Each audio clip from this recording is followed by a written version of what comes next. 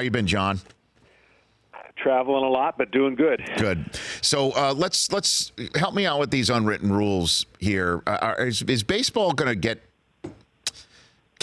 past this, or attempting to just say, okay, you hit a home run, it doesn't matter how long you stare, or that let's not throw at people anymore? It's the 21st century. We know that there's a lot of money on the line. There's a lot of careers on the line. That let's figure out a different way to hash this stuff out. John, is that an archaic way, or just no way we're going to be getting past this? Well, in theory, it makes a lot of sense and should have. I would say let's just say the way it is. It should be better executed, and this has been a problem for a little while. When you think about the youth that's being kind of injected into our game, this is going to sound like I'm an old player and a curmudgeon, but I'm not. It's just guys aren't ready to do the simple things and the things that we were all taught to do that did never escalate into some of these scenarios. Now, there were a lot of brawls back in the day, and there were a lot of guys that were thrown at. But the American League, for me, look, when pitchers don't have to bat, it's a whole different story. I don't know what the numbers and stats look like as far as which league throws at more guys. But when you're talking about this subject, and you're not talking about a ball getting away, you're talking about intent. Much to what you just said, Napoli said, has always been the line of thinking. And guys understand the game, at least the guys that have played it for a while. I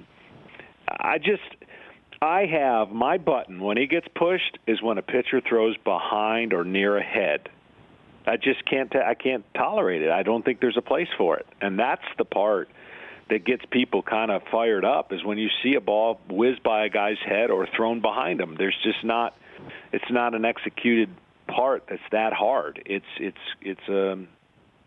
I guess on an individual basis, an inexperience. And I think we're seeing of late some of that happening, and guys just didn't do it right. Well, I mean, Barnes threw at Machado at his head last week and only got 6 games. So what gives? When does baseball want to give 20 games to these guys and can't because of a collective bargaining situation? Would the Players Association block that or be involved? Want to do something like that? What can you tell me about the actual nuts and bolts of this? I think what happens in this game, right, wrong, or indifferent, it's an overreactive scenario.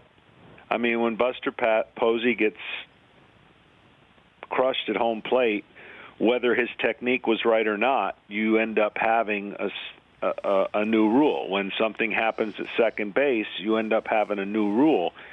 I think if something happens, unfortunately, in an adverse way at home plate to a hitter, you might have a new rule. I don't think, we've seen guys get hit in the head on accident, which again, thankfully, nobody of recent, you never want to say concussions aren't a bad thing. I'm talking about life-altering, and thankfully those are really low percentage.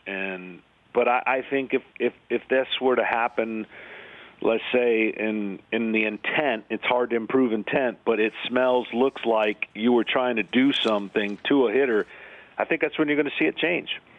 I was the byproduct of the longest suspension ever given at the time because it was just the right time at the wrong time at the right place.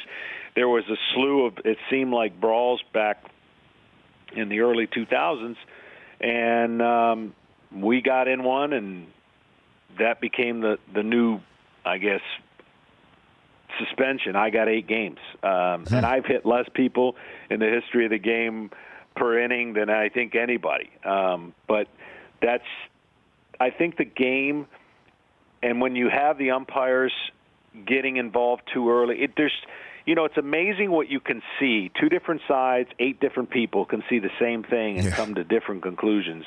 And when emotion and heated scenarios get in place, when you so-called cross the line, that's when the game can get a little ugly.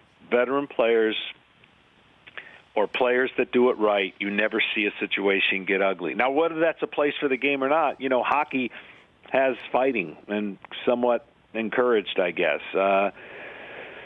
baseball has always had some of their uglier brawls that we keep showing and kind of not glorifying, but keep showing. And I think, again, neither of these instances, I think, guys have gotten hit. It's just been thrown behind. I think that's why their suspensions are what they are. First ballot Hall of Famer John Smoltz joining me here, and very rarely do I ask somebody who's about to do a game how you're going to handle a topic on race relations, but obviously what Adam Jones said he was subjected to last night in Fenway Park is going to lead to an interesting moment when he steps in the batter's box tonight.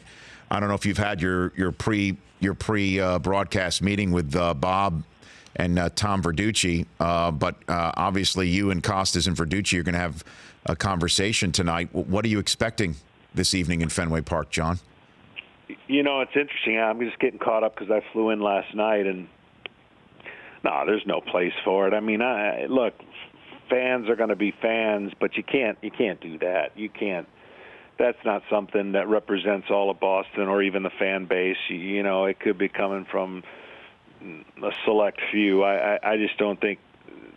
I hope that the chances of the same people being there tonight are slim, but I hope the people around, or at least people in that area, would take care of it in their own way. But you know, baseball for the most part has been with the very few exceptions where fans go way out of bounds and do things.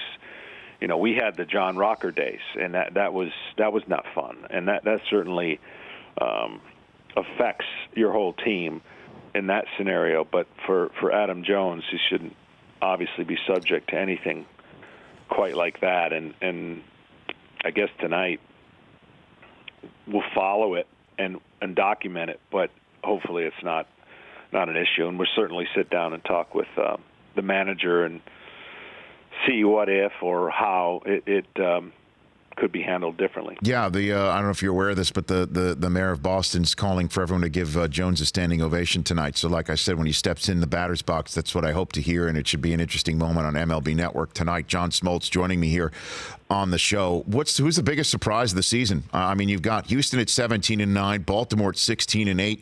Washington's tearing the cover off the ball. Two teams leading the NL West that we had no earthly idea could, Colorado and Arizona. I'm giving you options here.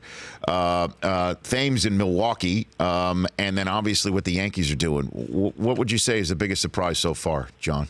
Yeah, I mean, Thames on an individual basis, that comes out of, I don't want to say nowhere, but people didn't know about him being in overseas, you know, and doing what he did over there, and certainly a small sample size.